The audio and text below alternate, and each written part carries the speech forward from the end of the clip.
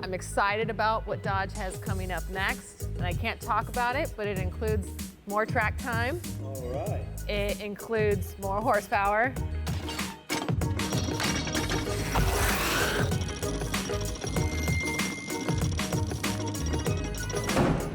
What are you working on now? What else is going on? I mean, you're super busy between running 2 classes and coming and hanging out with us in the Dream Giveaway garage, but what else are you working on? What else is going on out there that's cool that you can talk about?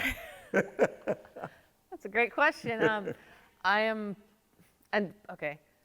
Pre-pandemic, I was having a very heavy schedule like I was having in 2016, between races, doing some development programs and projects, mostly on the drag pack side of things. So Dodge hadn't created a new drag pack since before, I think it was 2012. And we needed a new car. So yes, you can change fascias and be able to change the year model, but we needed a safe car that would be able to be rated for 750 index. And we still kept the 354. We needed a better blower package that would be certified by the NHRA to run. So in that, we needed a car that would work with that power. So suspension was a huge portion of that.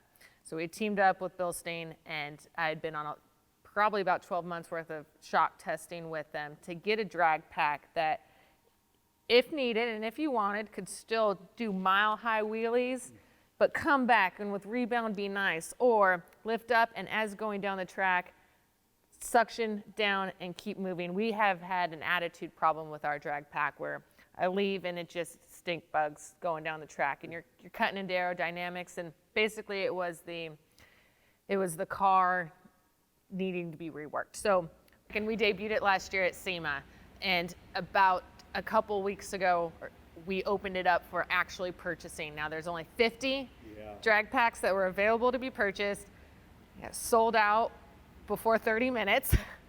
And so that culmination has come to an end, I guess you'd say. So now I'm finally going to be able to get our 2021 drag pack to race.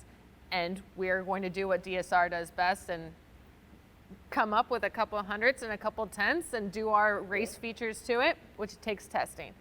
Another thing on the table is I'm excited about what Dodge has coming up next. And I can't talk about it, but it includes more track time. All right. It includes more horsepower. And that is, the Demon was big. The Hellcat didn't get to be a part of that production. The Demon was big. The drag pack is huge.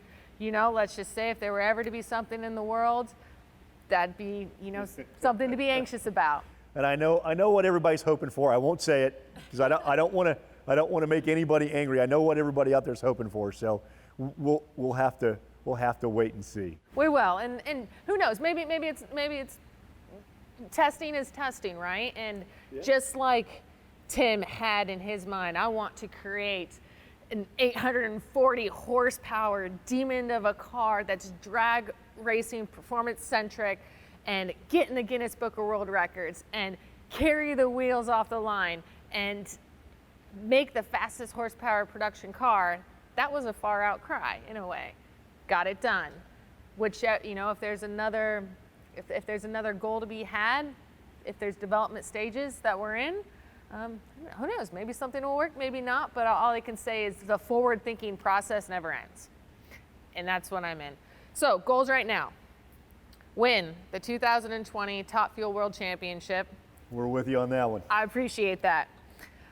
We do have a handful of races left in the Samtec Factory Stock Showdown category, still capable of winning a championship there. But before I do that, I think what's going to need to happen, I need to win in both cars on the same day.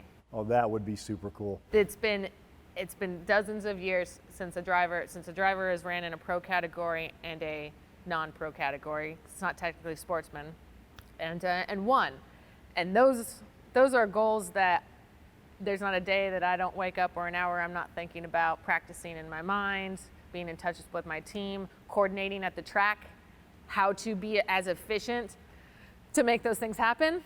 Yeah, to be quite honest, is there anybody else out there that's running at the level you're running, and then stepping down is not the right word, but moving it, into a sportsman car and running, and then, I mean, literally, you hop in your sportsman car, you run down the track, you get out, you jump back, change your suit, Sometimes in the Durango.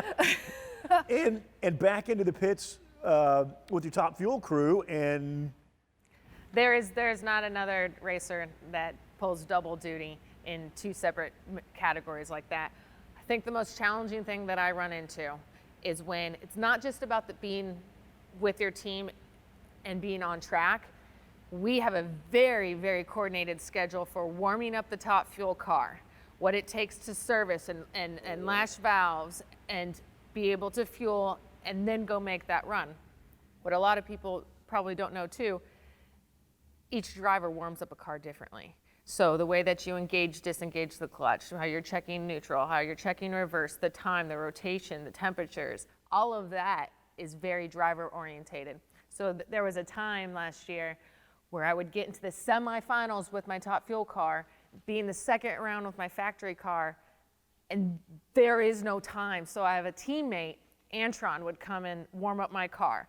And we found out eventually he warms it up a little different. Some things were a little, and we need to be as consistent as possible. So when I say that I live 30 seconds at a time, I have a little Honda Grom that I ride around the track with and zip from spot to spot, because our pit areas are actually located, what I feel like are in different zip codes to get back to.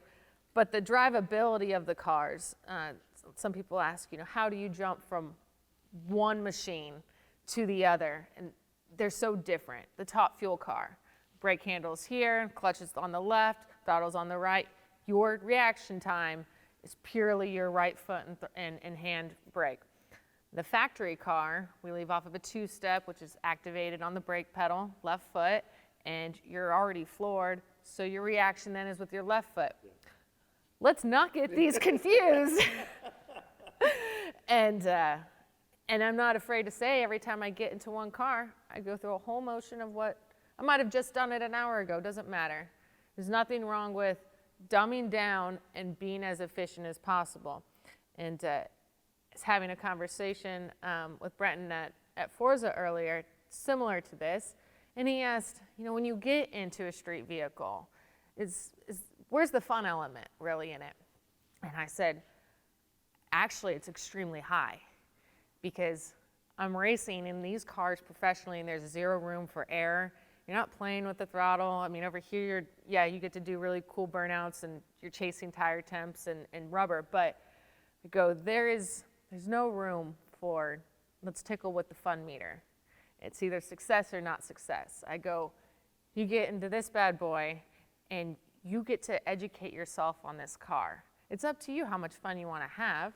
If it's just ripping around the street, if it's trying to see what you can launch at, if it's doing burnouts, donuts, in your front yard. I mean, whatever it is, it's up to you. And I said, for me, when I get in my Hellcat, I still feel like I'm somewhat in a race car, but I'm not going to get in trouble if I miss a shift, or if I wind it out. And it just expands your fun meter.